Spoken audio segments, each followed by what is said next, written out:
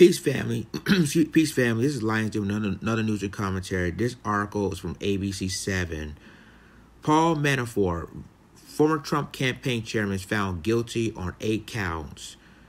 According to Associated Press, Paul Manafort, a longtime political operative who for months led Donald Trump's winning presidential campaign, was found guilty of 8 financial crimes Tuesday in the first trial victory of the special counsel investigation into the president's associates.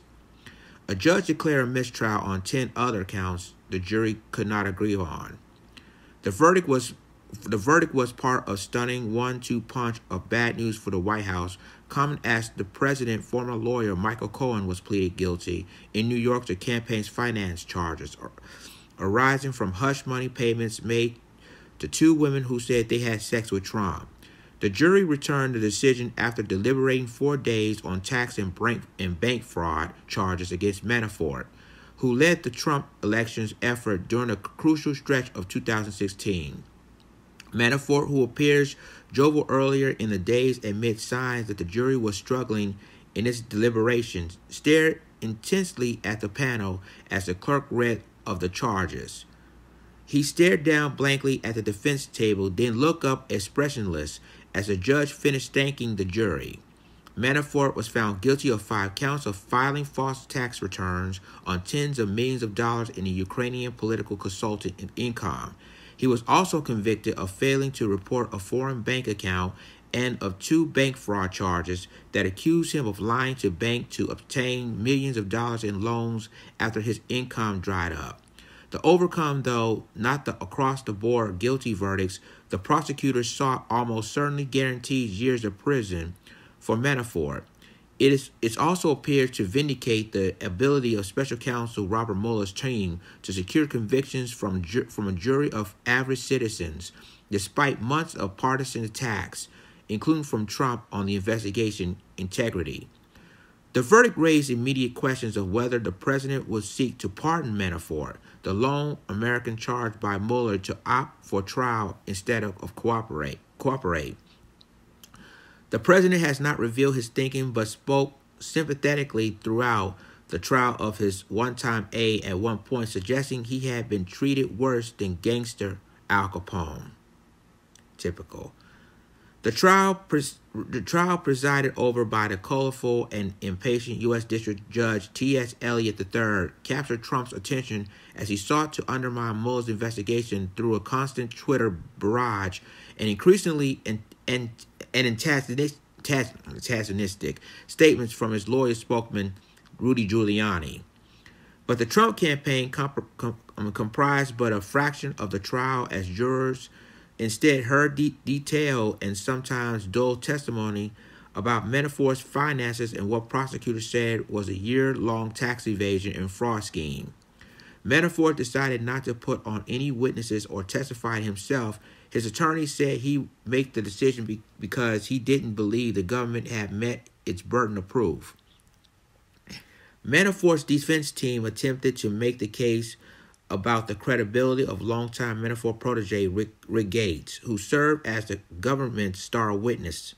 They attacked him as a liar, embezzler, and instigator of any crime as they tried to persuade jurors that Manafort didn't willfully violate the law. Gates spent 3 days on the witness stand telling jurors how he committed crimes alongside Manafort for years. Gates admitted to doctoring documents, falsifying information, and creating fake loans to lower his former boss' tax bill. He also admitted to stealing hundreds of thousands of dollars without Manafort's knowledge by filing fake expense reports. But the government's case wasn't all about Gates.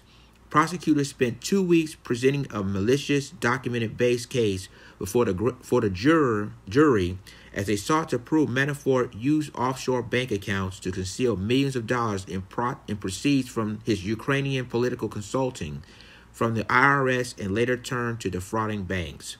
Overall, prosecutors say Manafort avoided paying more than $16 million in tax over several years. They called carpenters, landscapers, and clothiers to attest to how Manafort paid for his lavishing lifestyle of expensive suits and elaborate properties through offshore wire transfers from shell companies in Cyprus and elsewhere. They also brought in bankers and accountants to tell jurors how, when Manafort's foreign consultant income dropped off, he turned to obtain millions of dollars more in bank loans under false pretenses. And perhaps more importantly, the government read from Manafort's own emails as they laid out their case, including messages where he personally directed withdrawals from the offshore accounts he never reported on his tax returns. Some of his other emails admitted into evidence revealed Manafort's lobbying of Trump's son-in-law, Jared Kushner, on behalf of Stephen Kalk, the chairman of the Federal Savings Bank.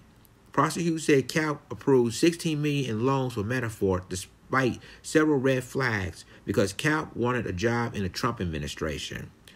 The email showed that in the weeks after the 2016 election, Manafort urges Kushner to consider Kalk for Secretary of the Army, a position Kalk had put at the top of his list in the early emails to Manafort. Kalk also listed several other senior domestic appointments and 18 ambassadorships, ranking in order of preference that he would accept. Kushner responded to Manafort's emails by saying on it, but Kalk ultimately did not get an administration post. The trial in Alexandria, Virginia is the first of two for Manafort.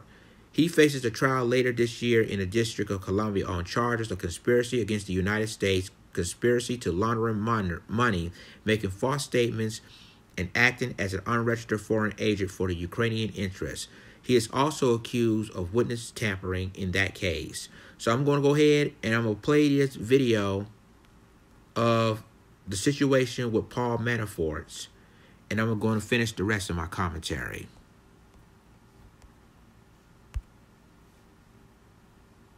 Watch your team at 5. Cheryl Burton, Alan Krzyzewski, meteorologist Cheryl Scott, and sports with Mark Giangreco.